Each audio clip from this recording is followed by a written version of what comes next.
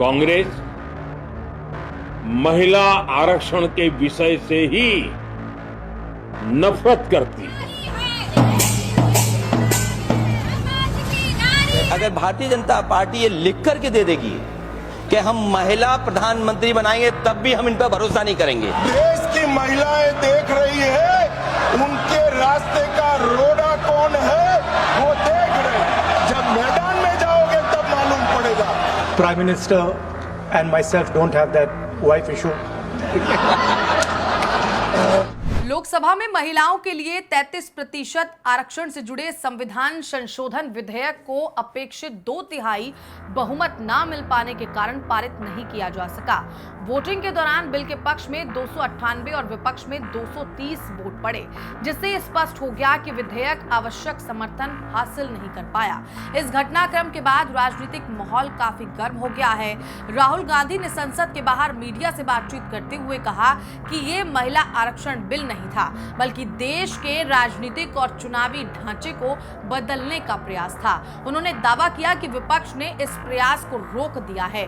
राहुल गांधी ने प्रधानमंत्री नरेंद्र मोदी को चुनौती देते हुए कहा कि अगर सरकार वास्तव में महिलाओं को आरक्षण देना चाहती है तो 2023 का महिला आरक्षण बिल लाकर उसे तुरंत लागू करे। विपक्ष उसका पूरा समर्थन करेगा। वहीं कांग्रेस सांसद प्रियंका गांधी ने इस विधेयक को केवल महिला आरक्षण का मुद्दा न बताते हुए इसे लोकतंत्र और देश की अखंडता से जुड़ा प्रश्न बताया। विपक्ष का कहना है कि अगर पुरानी या अधूरी जनगणना के आधार पर परिसीमन होगा तो ओबीसी वर्ग का सही प्रतिनिधित्व नहीं हो पाएगा। उनके अनुसार ऐसे प्रावधानों के साथ ये बिल पारित नहीं हो सकता था और इसका गिरना लोकतंत्र के लिए एक बड़ी जीत है।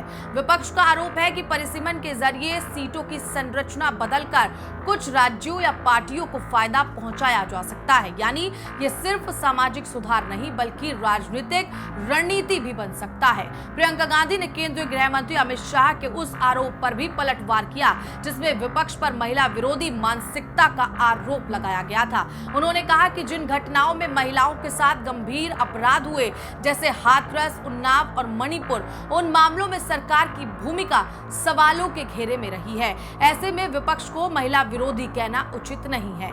इस बीच सत्तारूढ़ दल बीजेपी की ओर से ये संदेश देने की कोशिश की जा रही है कि कांग्रेस ने बिल का समर्थन नहीं किया और उसी वजह से ये पारित नहीं हो पाया।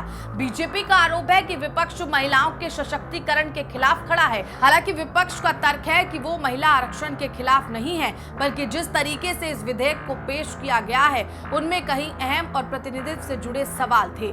उनका कहना है कि अगर सरकार वास्तव में महिलाओं के हित में काम करना चाहती तो वो राजनीतिक लाभ से ऊपर उठकर एक समावेशी और स्पष्ट बिल लाती। पूरे घटनाक्रम ने एक बार फिर ये सवाल खड़ा कर दिया है कि क्या महिला आरक्षण का मुद्दा वास्तविक सामाजिक सुधार का विषय है या फिर राजनीतिक रणनीति का हिस्सा बन चुका है। लोकसभा में इस बिल का गिरना केवल एक असफलता नहीं बल्कि देश की राजनीति में बढ़ती ध्रुवीकरण की भी झलक दिखाता है।